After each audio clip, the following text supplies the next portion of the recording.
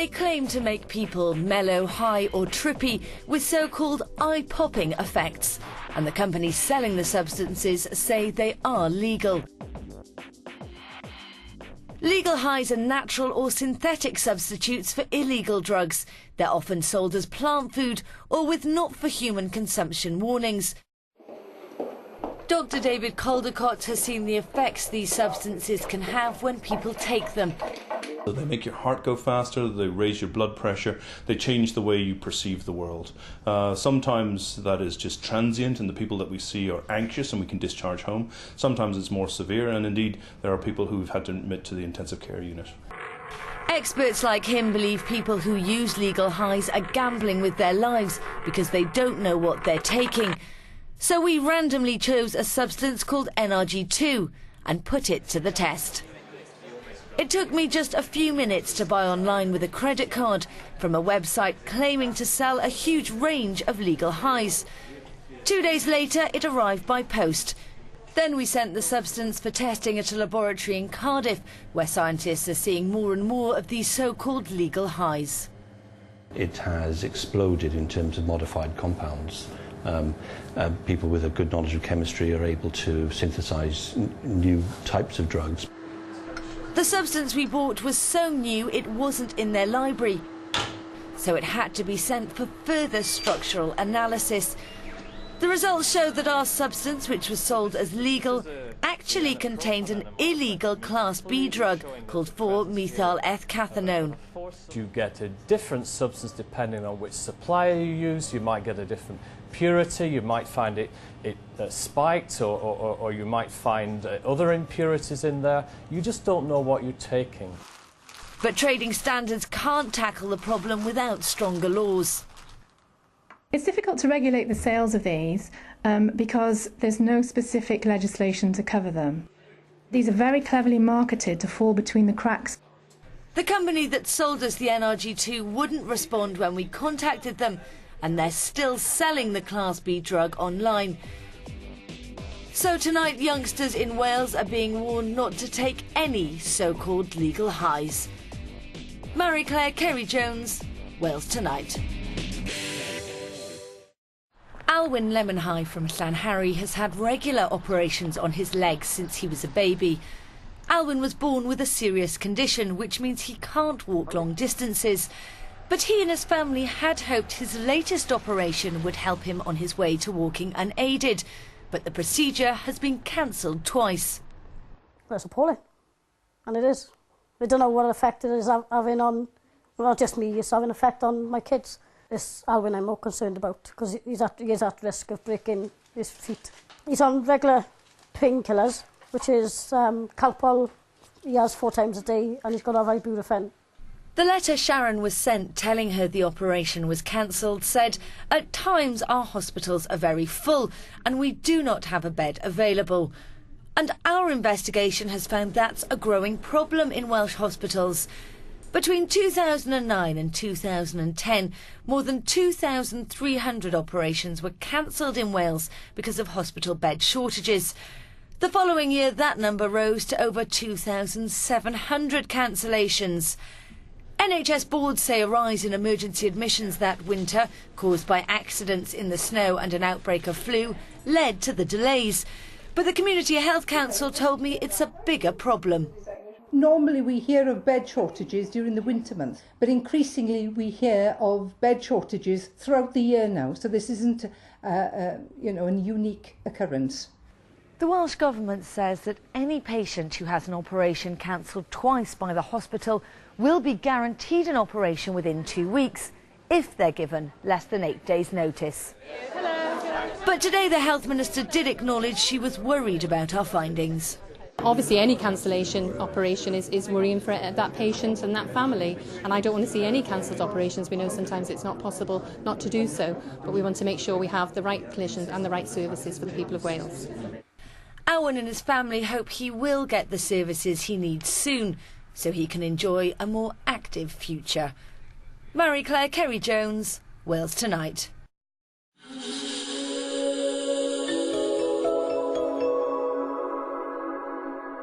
If a picture paints 1,000 words, then this exhibition is a library on the link between health and housing. The paintings are by artists who use housing support services, and many of them have poor mental health. For some people, the mental health issues predated the homelessness and were a contributory factor to becoming homeless. Other people, obviously, through the situation that they're in, where perhaps they're in insecure accommodation or living on the street, mental health issues result from being in that situation. Tony Rogers was married and living in Cwmbran, but when his mental health problems got worse, he lost his job, his family and his home. He told me that for the last 5 years he's been living on friends' sofas or in his car. He was like living like an animal, and like I suffer with depression, and like, well, I take my medication every day. I used to take extra because, especially like you said, with the weather and all, make him feel more downer. So this is your flat then? Thankfully, Tony is now in temporary accommodation, and he's been told he'll soon have a permanent home. It's like climbing Jacob's ladder for me, really. Like, I'm sort of halfway up the ladder now. But here in Wales, there's a shortage of supported housing for people like Tony. Latest figures show half the local authorities here don't have accommodation staffed 24 hours a day, and a third don't even have day-staffed accommodation. That's despite 1 in 4 tenants with mental health issues being in arrears because they can't cope with running a home. It's a problem Joe Malloy knows all too well. He supports people with mental health issues in Gwent. Good housing is essential to have good mental health. When things start to go wrong, then we all begin to experience a change in our mental health, whether it's, we call it stress or depression, or an exaggeration of existing mental ill health problems. From the South Wales valleys to the North Wales coastline, patients are losing their homes while they're in hospital getting treatment for mental health problems. Some aren't given the right advice about benefits, while others find themselves homeless because their families can no longer cope. Is a property going in real? This service in Denbighshire helps people in that situation, and they say their work makes a real difference. They're having their own views heard, and also sometimes just having somebody with you to maybe go and meet a landlord, it can give you such a confidence boost rather than feeling, well, you know, if I go and speak to somebody, it's highly unlikely that I'll have a chance, because they may be affected by stigma. Projects like this are trying to paint a more positive picture of people with poor mental health, and it's hoped with that support, people like Tony will have a place to call home. Well, Marie-Claire is in the studio with us now. Marie-Claire, since your first report last night, plenty of people getting in touch. That's right, Duncan. Here are just some of the emails from people saying that they're really pleased we're raising the issues around poor mental health. Some people have been telling me about their personal stories. One woman says that she's had trouble getting in touch with a psychiatrist in North Wales. Doctors haven't referred her. Another gentleman says that he's in severe financial difficulties because of his bipolar diagnosis. There's also been a lot of concern about plans to reorganise mental health services in the Cardiff and Vale NHS Trust, which could lead to the closure of Whitchurch Hospital. One woman says that if that does happen, there'd be an 80% reduction in the number of acute care beds in the area. Now, this is just a proposal, and at the time the plans were announced, the Health Board did say that if all services are moved to Llandoch Hospital, they believe that things would improve for people with mental health in the area. Sounds as though there's an awful lot of confusion. Where can people go for information about mental health issues? Well, if you go to our website, we've got lots of links to Welsh charities like Gofal and Mind Cymru. Also on there's more information about the closure of Whitchurch Hospital and some guest blogs about mental health and also some extended interviews. Final part tomorrow. Marie-Claire, thank you very much. Thank you. It's a multi-million-pound business. But as well as fake tans and sunbeds, there's now a worrying new trend for a more extreme form of tanning.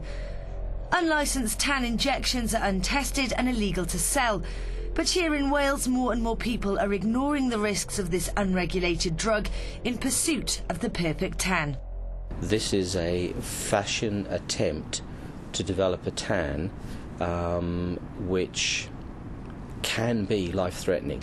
It isn't something that people should consider doing. We've had episodes of people having skin abscesses, infections, open wounds, acute inflammations of liver, severe abdominal problems, anaphylactic reactions to the drug itself, which can lead to death.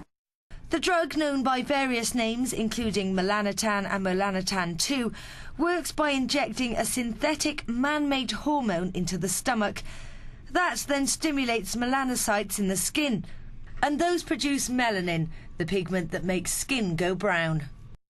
The long-term effects aren't known, but I've been speaking to several people who've used tanning injections, including Tom Crooks from Llanharry.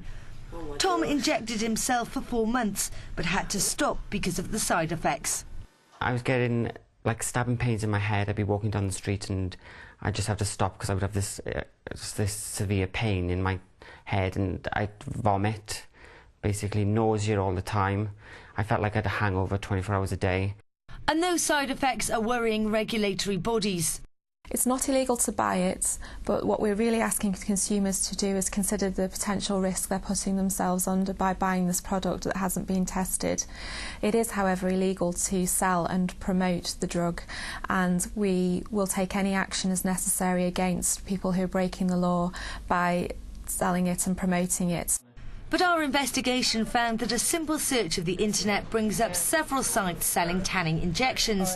They don't ask customers for any medical history, and prices start from as little as £25. The injections can be delivered in just a few days, but they don't necessarily come in sterile packaging. Well, my tanning injections have arrived. There's enough in this bottle for 10 doses, but it only comes with 4 alcoholic wipes and just 2 needles, and the instruction leaflet is very basic. There are no diagrams or warnings, and there's nothing on it to say needles shouldn't be reused. So with 5 times more solution than needles, people may be tempted to use them more than once, and that could lead to serious infection. Melanotan Magic, who supplied the solution, refused to comment on our findings. But we've since found out the company has been subject to an investigation by the Medicines and Healthcare Products Regulatory Agency. And tonight we've passed our findings on to their enforcement division, who will now investigate further. Marie-Claire, Carey-Jones, Wales Tonight.